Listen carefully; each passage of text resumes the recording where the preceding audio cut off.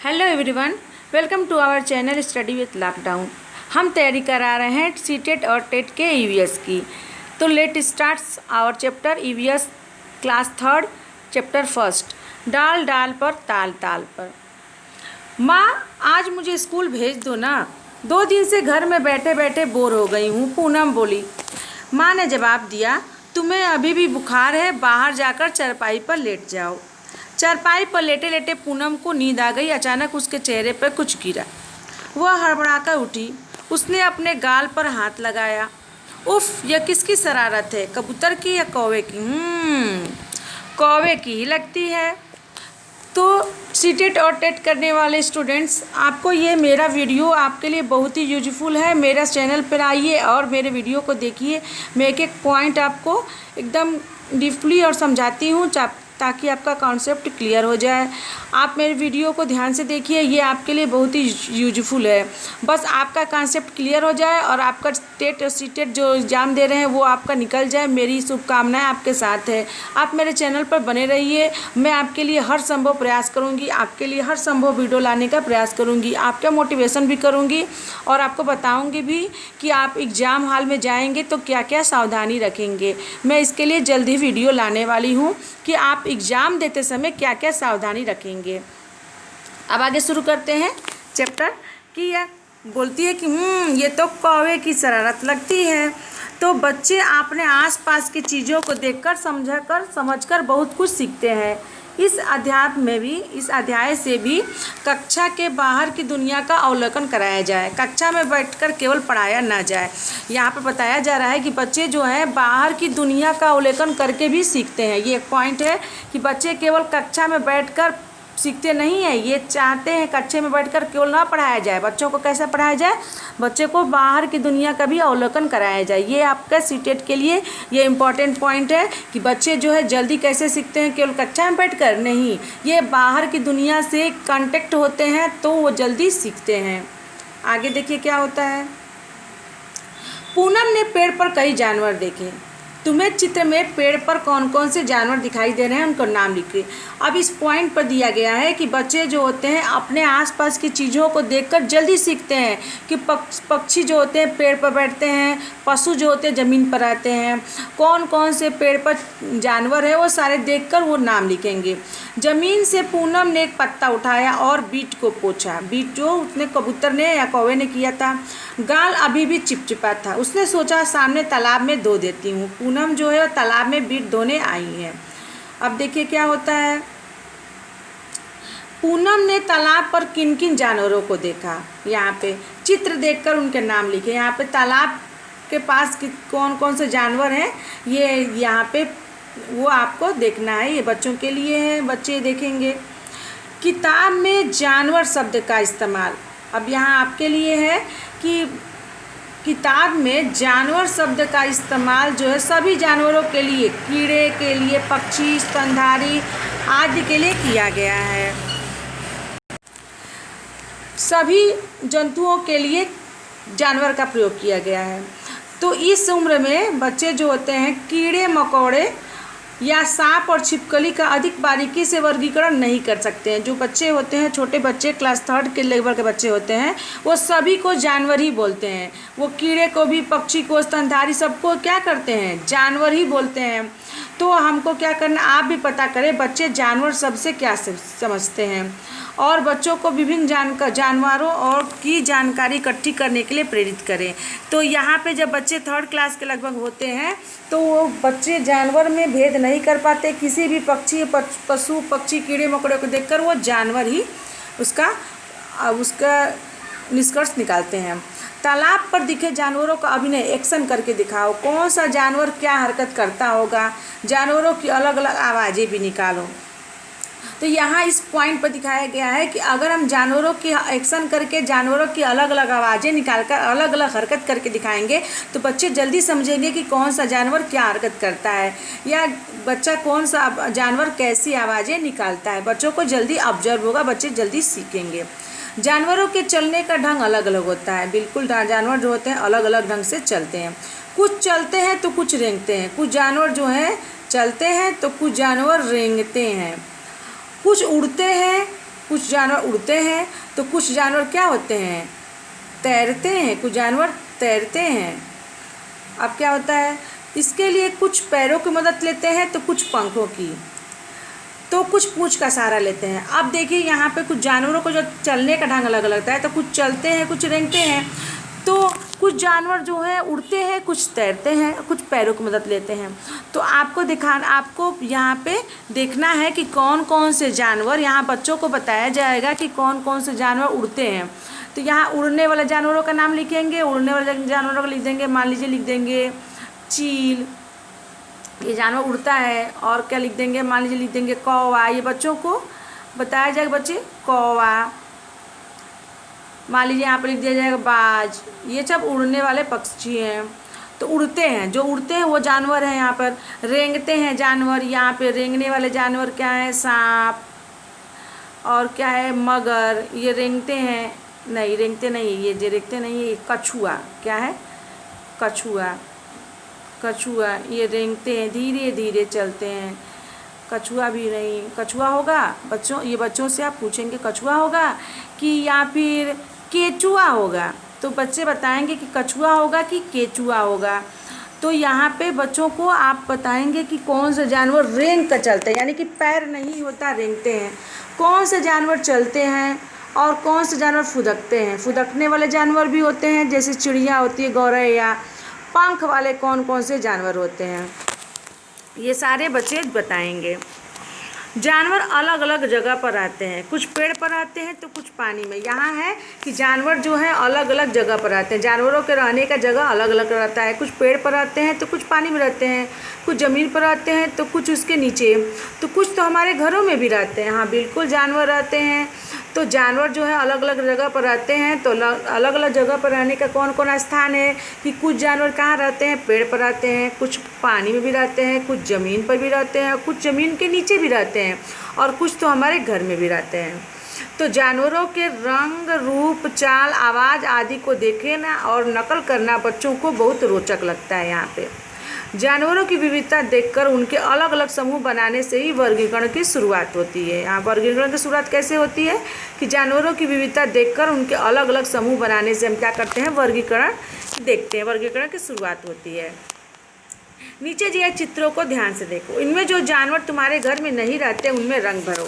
अब जो जानवर घर में नहीं रहते उनको रंग भरना है। तो जानवर कौन कौन से हमारे घर में नहीं रहते हैं, ये जानवर हमारे घर में नहीं रहते हैं, इनमें रंग भर देंगे। और कौन से जानवर नहीं रहते हैं, और घोड़ा भी हमारे घर में नहीं रहता, किसी किसी घर में रहता है लेकिन अक्सर ये घर पे नहीं रहता है। और ये लोमड़ी है, ये समझ में नहीं आ रहा, ये भी हमारे घर में नहीं रहता है। हाथी भी हमारे घर में रहता है। आपको बच्चे को बताना है कि हाथी हमारे घर में रहता है। मछली भी कोई मछली पालतू मछली रहती है, उसको रखता है। तो ये बच्चे बताएंगे कि कौन कौन से जानवर हमारे घर में रहते हैं, कौन कौन से जानवर नहीं रहते हैं। यहाँ कुछ जानवरों के अधूरे चित्र हैं, इन्हें पूरा करो और इनके नाम भी लिखो। यहाँ पर चित्र अधूरे हैं, इनको पूरा करना है, इनका नाम लिखना है। वर्ग पहेली में मेरा नाम ढूंढो, उन पर घेरा लगाओ, एक उदाहरण दिया गया है। यहाँ पे वर्ग पहेली दिया गया है, उन पर उदाहरण दिया गया है, जिनका उदाहरण ढूंढ के उनका नाम लिखना है। जैसे छत पर बैठकर केला खाऊं, कूद में कूद लगाऊं, कौन है, बंदर। दीवारों पर जाल बनाऊं जिसमें कीड़े को फंसाऊं, क्या है, ये है मकड़ी। ये क्या है, यहाँ पे ये है मकड़ी। जाग जाग कर रात बिताऊं, दिन निकले तो मैं सो जाऊं, ये कौन सा है, ये है चांद। ये कौन है, ये है चांद। चांद कहाँ गए, ओ नहीं, उल्लू। ये क्या है, उल्लू रात भर जागता है। अब ऐसे ही बहुत सारे हैं, फुदक फुदक कर ये सब आपको बता लेना है। अब क्या करना है, पंचतंत्र की कहानी खरगोश और कछुआ सुनाकर बच्चों को ये आप छोड़ेंगे। अब देखिए यहाँ पे क्या दिया है, यहाँ पे आपको अंगूठा से कुछ उंगलियों का जादू करके आपको चित्र बनाना है। तो आप क्या करेंगे, यहाँ पे अंगूठे का चित्र, अंगूठा लेकर अंगूठे पर स्याही से डिप करके अंगूठे यहाँ पर रख देंगे और उससे तरह तरह के चित्र बनाएंगे। तो इस तरह क्या करेंगे, आप चित्र बनाकर इसको स्कूल में सजाएंगे। इस तरह बच्चों की सृजनात्मक क्षमता बढ़ती है। आओ कुछ चित्र बनाएं। यहाँ पे क्या करना है आपको कि जानवर का चित्र बनाना है। तो क्या करना है, 3 बच्चों को लिया जाएगा, तीनों बच्चों को आधा आधा मोड़ दिया जाए। एक बच्चा उसका मुंह बनाएगा, दूसरा बच्चा बीच का हिस्सा और तीसरा बच्चा पैर। अब खोल कर देखा जाएगा तो वाह क्या अमेजिंग जानवर ये बन गया है, ये अलग टाइप का। तो बच्चों को प्रोत्साहित किया जाता है, जिससे बच्चों का क्या होता है, माइंड विकसित होता है। तो समूह में चित्र बनाने के लिए बच्चों की सहायता की आवश्यकता ज़रूर होती है। इससे बच्चे बहुत इंजॉय करेंगे। किसी पेड़ के नीचे कुछ देर बैठो, ध्यान से देखो पेड़ पर और उसके आसपास कौन जानवर है। यहाँ पे देखना है कि कौन कौन से जानवर पेड़ पर और उसके आसपास रहते हैं। डालियों पर कौन जानवर है, पत्तों पर कौन जानवर है, तनों पर कौन जानवर है और ज़मीन पर कौन जानवर रहते हैं, और पेड़ के आसपास कौन से जानवर रहते हैं। ये आपको यहाँ पे ऑब्जर्व करके लिखना है। तो डालियों पर तो चिड़िया रहती है, पत्तों पर तो कीड़े रहते हैं, तनों पर हो सके तो तनों पर कुछ चींटियाँ वगैरह होती हैं। ज़मीन पर चींटियाँ, तनों में हमको लग रहा है चिड़िया जो है घोंसला नहीं, तनों में भी कुछ जानवर रहते हैं, पेड़ के आसपास भी कुछ जानवर रहते हैं। आपको खुद से ऑब्जर्व करके लिखना है। अब इन जानवरों को एक क्रम में लिखो, छोटे से बड़े तक। अब जो आप ऑब्जर्व कर लिए जानवरों को, तो यहाँ छोटे से सबसे छोटा जानवर लिखेंगे। सबसे छोटा जानवर चींटी होता है, और सबसे छोटा जो होता है कौन सा होता है, सबसे छोटा जानवर मान लीजिए चींटी, हम लोग देखा है सबसे छोटा जानवर चींटी। तो चींटी को यहाँ पे लिखेंगे। उसके बाद उसके बड़ा, उससे बड़ा, उससे बड़ा, उससे बड़ा लिखते जाएंगे। कौन कौन से जानवर जो होते हैं पेड़ पर रहते हैं। तो हो सके तो सांप भी तो रहता है पेड़ पे, यहाँ पे सांप का भी जिक्र कर लेंगे। जिक्सा में से किसी चित्र के ऐसे टुकड़े होते हैं। अब जिक्सा का खेल क्या होता है, यहाँ पर देखिए जिक्सा का खेल। जिक्सा ऐसा होता है कि ऐसे टुकड़े होते हैं जिनको मिलाने के लिए दिमाग लगाना पड़ता है। तो इस जिक्सा का प्रयोग करेंगे, बच्चों को इसके लिए दिमागी कसरत के लिए इसका प्रयोग करते हैं। अब जो गतिविधि चीज़ों के अनुसार शुरुआती कदम है, अगर मान लीजिए छोटे से बड़े क्रम में लगाएंगे, छोटे से बड़े क्रम में लगाते जाएंगे, तो ये बच्चों का ये क्या होता है, विकास होता है। क्रम में लगाना बच्चों के अपने अनुभव पर निर्भर करता है। जैसे मान लीजिए चूहा चिड़िया से छोटा भी हो सकता है और बड़ा भी हो सकता है। हाँ बिल्कुल, ये बच्चे अपने हिसाब से लगाएंगे। तो जानवरों की प्रति संवेदना से जुड़ी बातों पर चर्चा करवाएं क्लास में। तो बच्चा कोई होता है, कोई चूहा छोटा होगा, कोई चूहा छोटा भी हो सकता है, कोई चूहा बड़ा भी हो सकता है, कोई चिड़िया छोटी भी हो सकती है, कोई चिड़िया बड़ी भी हो सकती है। तो बच्चों जैसे देखे रहेंगे उसी हिसाब से वो अपना ऑब्जर्व करके लगाएंगे कौन बड़ा है कौन छोटा होता है। अब तुम भी किसी जानवर के चित्र से एक जिक्सा बना सकते हो। चित्र को गत्ते पर चिपकाओ। कोई चित्र लेकर उसको क्या करना है, गत्ते पर चिपका देना है और फिर गत्ते के जानवर के आकार में काट देना है। ये इसको ऐसे काट के चिपका देना है। अब इस गत्ते को आड़े तिरछे टुकड़ों में काटो। टुकड़े अलग अलग करके दोस्तों को जोड़कर देखने को कहो और उनसे जानवरों का नाम पूछो। इससे क्या होता है, बच्चों का दिमागी कसरत बढ़ता है, दिमागी बौद्धिक क्षमता बढ़ती है। जिक्सा ऐसा बनाया जाए जिसमें कुछ चुनौती हो, यानी कि कोई थोड़ा उसमें हार्डनेस हो, थोड़ा उसमें दिमाग लगाना हो। सीधे सीधे टुकड़े न किया जाए। जैसे मान लीजिए आपको कोई जिक्सा है, यहाँ पे हमको कोई चित्र है, ऐसा चित्र बनाने को दे दिए हैं, तो इसको ऐसे ऐसे टुकड़े में न काटें। इसको कैसे टुकड़े में काटें, मान लीजिए आपका चित्र है तो चित्र को ऐसे काटें कि जो थोड़ा हार्ड हो। इसको ऐसे काट दें, ऐसे काट दें, ऐसे काट दें, ऐसे, जैसे थोड़ा उसमें क्या हो, बच्चों को दिमाग लगाने का मौका मिले और बच्चों को इस तरह गतिविधियों करने का मौका दें, उसको उनके कार्यों की प्रशंसा करें, तो बच्चों का ये बौद्धिक क्षमता ये बढ़ेगा। तो इसके साथ हमारा आज का चैप्टर फर्स्ट डाल डाल पर ताल ताल पर समाप्त होता है। इस पार्ट में हम लोगों ने देखा कि डाल पर पेड़ पर कौन कौन से जानवर रहते हैं और जानवर कितने प्रकार के होते हैं। सभी जानवरों जंतुओं को जानवर कहते हैं, लेकिन बच्चे जो होते हैं, बच्चों को आपको अलग करना है। जानवर कैसे कैसे होते हैं, कौन कौन से होते हैं, उड़ने वाले जानवर कौन से होते हैं, रेंगने वाले जानवर कौन से होते हैं, चलने वाले जानवर, फुदकने वाले जानवर, पंख वाले जानवर।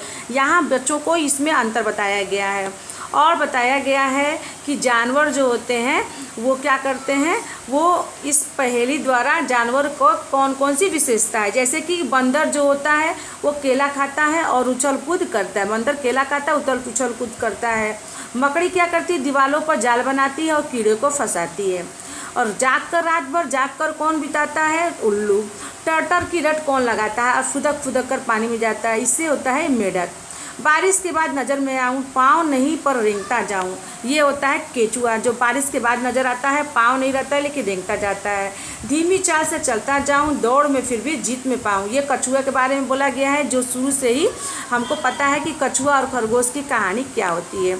तो इस चैप्टर में बच्चों को इतना बताया गया है जानवरों के बारे में, और जानवर कौन कौन से जानवर पेड़ पर रहते हैं, कौन कौन से जानवर ज़मीन पर रहते हैं, कौन कौन से पानी में रहते हैं। और यहाँ कुछ एक्टिविटी दी गई है बच्चों के लिए।